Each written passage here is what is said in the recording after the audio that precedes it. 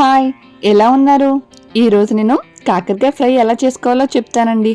కాకరకాయ అని వీడియో మాత్రం స్కిప్ చేయకండి. కాకరకాయ ఫ్రై ఇలా చేసుకుంటే చేదు లేకుండా చాలా టేస్టీగా ఉంటుందండి. కాకరకాయకి తల తోక కట్ చేసేసి ఈ పైనున్న లేయర్ని మొత్తం పీలర్తో తీసేస్తున్నాను. దీనివల్లే కాకరకాయకి చాలా చేదు ఉంటుందండి. ఇలా ఈ లేయర్ అంతా రిమూవ్ చేసేస్తే కాకరకాయ పెద్దగా చేదు ఉండదు. అప్పుడప్పుడు ఇలాంటి ఫుడ్స్ కూడా తినాలండి. మన ఆరోగ్యానికి కూడా కాకరకాయ చాలా మేలు చేస్తుంది. చేదు పదార్థాలు కూడా తింటే కడుపులో ఉన్న నుసుపురుగులయ్యి చనిపోతాయి. అయితే ఈ కాకరకాయని చేదు లేకుండా ఎలా టేస్టీగా వండుకోవాలో మీకు చూపిస్తాను. కాకరకాయకి ఈ పైన ఇవన్నీ తీసేసాక ఇలా కట్ చేసుకుని మధ్యలో ఉన్న గింజలను కూడా తీసేసుకోండి. ఇలా చిన్న చిన్న ముక్కలుగా కట్ చేసుకోండి. అలా చిన్న ముక్కలుగా కట్ చేసుకుంటే ఫ్రై చేసుకున్నప్పుడు బాగా క్రిస్పీగా వేగి టేస్ట్ చాలా బాగా వస్తుందండి. కాకరకాయని మొత్తం ఇలా కట్ చేసుకుని కడిగి పక్కన ఉంచుకోండి. ఇప్పుడు స్టవ్ ఆన్ చేసుకుని కళాయి పెట్టుకుని ఆయిల్ని యాడ్ చేసుకోండి.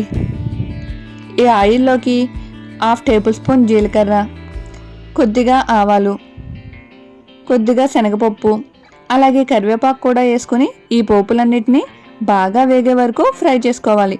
ఈ కాకరకాయ ఫ్రై ఇలా ఇనుప మూకుడులో చేయడం వల్ల ముక్కలు బాగా క్రిస్పీగా వేగి టేస్ట్ చాలా బాగుంటుందండి. ఇప్పుడు 1 కప్పు సన్నగా కట్ చేసుకున్న ఉల్లిపాయ ముక్కల్ని యాడ్ చేసుకుంటున్నాను. ఈ ఉల్లిపాయ ముక్కలు బాగా ఫ్రై అవసరం లేదండి. కాసేపు అటు ఇటు కలుపుకుని ఫ్రై అయ్యాక మనం కాకరకాయ ముక్కలను కూడా యాడ్ చేసేసుకోవాలి. ఈ కాకరకాయని మరీ చేదుగా అనిపిస్తుందంటే కొద్దిగా పసుపు ఉప్పు వేసుకుని బాగా పిసికి కడిగి అప్పుడైనా యాడ్ చేసుకోవచ్చు. నేను నార్మల్గానే యాడ్ చేసేసానండి. మరీ చేదుగా ఏముండదు. పై లేయర్ అంతా తీసేసాం కాబట్టి చాలా టేస్టీగా ఉంటుందండి. ఈ కాకరకాయని ఇప్పుడు బాగా ఫ్రై చేసుకోవాలి. దీనిలోకి కొద్దిగా ఉప్పు యాడ్ చేసుకుంటున్నాను. కొద్దిగా పసుపు కూడా యాడ్ చేసుకుని వీటన్నిటిని బాగా కలిసే విధంగా కలుపుకుని ఫ్రై చేసుకోవాలండి. ఇప్పుడు కాకరకాయ బాగా మగ్గే వరకు మంటని మీడియం ఫ్లేమ్లో పెట్టుకుని ఈ ఫ్రైని చేసుకోవాలి. బాగా ఫ్రై అయితేనే కాకరకాయ ఫ్రై టేస్ట్ చాలా బాగుంటుంది. మీడియం ఫ్లేమ్లో పెట్టుకుని కాసేపు మూత పెట్టి మగ్గనిద్దాము.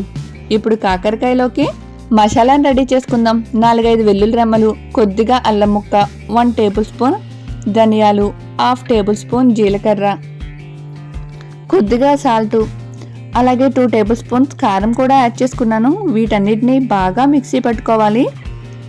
ఇలా పేస్ట్ చేసి ఈ పొడి వేసుకోవడం వల్ల కాకరకాయ ఫ్రై టేస్ట్ చాలా బాగుంటుందండి. మీరు తప్పకుండా ఈ మసాలాని ప్రిపేర్ చేయండి. కాకరకాయ ఫ్రైయా కాదా అనిపించేలా టేస్ట్ చాలా బాగుంటుంది. ఇప్పుడు చూడండి, కాకరకాయ ముక్కలు కాస్త మెత్తబడి కలర్ మారినాయి కదా. అలాగే వీటిని బాగా ఫ్రై చేసుకోవాలండి.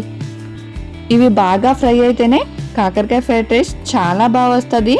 అసలు చేదు లేకుండా చాలా టేస్టీగా ఉండాలంటే ఎక్కువసేపు ఫ్రై చేసుకోవాలి. ఇక్కడ చూడండి, ఉల్లిపాయ ముక్కలు బాగా బ్రౌన్ కలర్లోకి వచ్చినాయి కదా. అలా ఫ్రై చేసుకోవాలి. కాకరకాయ కూడా క్రిస్పీగా మారుతుందండి. ఇప్పుడు మనం ప్రిపేర్ చేసి ఉంచుకున్నాం కదా ఆ మసాలాని మొత్తం యాడ్ చేసి ఈ కాకరకాయ ఫ్రైకి బాగా పట్టే విధంగా కలుపుకోవాలండి. ఇలా కలుపుకుని బాగా ఫ్రై చేసుకోండి. మరీ బొగ్గులా కాకుండా కాస్త క్రిస్పీ కలర్ వచ్చే వరకు మొత్తం ఇవి అంతా ఫ్రై అయ్యే వరకు ఫ్రై చేసుకోండి. ఇప్పుడు మీరు లాస్ట్లో కొద్దిగా బెల్లం పొడిని కూడా యాడ్ చేసుకోవచ్చు. బెల్లం పొడి యాడ్ చేసుకుంటే కాస్త స్వీట్గా చేదుగా కర్రీ టేస్ట్ బాగుంటుంది. నేనైతే యాడ్ చేసుకోకుండానే తినేస్తాను. అంతేనండి, చాలా టేస్టీగా ఈ కాకరకాయ ఫ్రై ఎలా ప్రిపేర్ చేసుకోవాలో చూపించాను కదా. లాస్ట్లో కొద్దిగా కొత్తిమీరతో గార్నిష్ చేసేసుకోండి. చాలా టేస్టీగా ఉంటుంది. ఈ రెసిపీ ప్రిపేర్ చేసి ఎలా వచ్చిందో కామెంట్ చేయడం మాత్రం మర్చిపోకండి. నా వీడియోని చిన్న లైక్ చేసి నా ఛానల్ని మరింత సపోర్ట్ చేయండి. Thank you so much for watching.